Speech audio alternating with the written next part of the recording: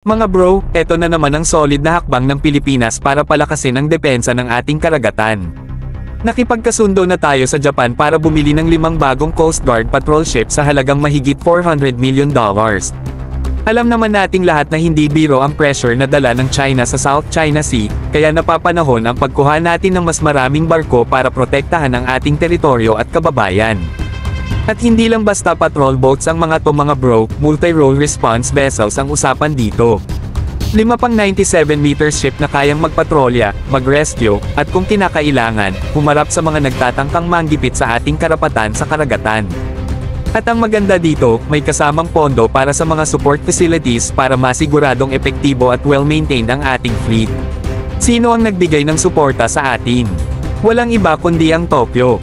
Matagal ng top provider ng development assistance ang Japan sa Pilipinas, at isa na namang pruweba ito ng kanilang commitment sa ating seguridad.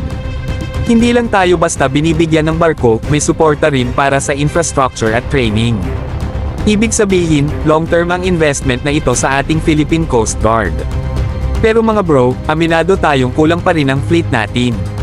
Sa lawak ng ating karagatan, kailangan natin ng mas maraming assets para mabantayan ang bawat sulok ng ating teritoryo. Sa ngayon, may 2 na tayong 97 meters patrol vessels, at itong dagdag na 5 ay malaking tulong, pero kung talagang gusto nating lumakas, kailangan ng tuloy-tuloy na modernization. Ang laban sa West Philippine Sea ay hindi matatapos sa iilang patrol vessels lang.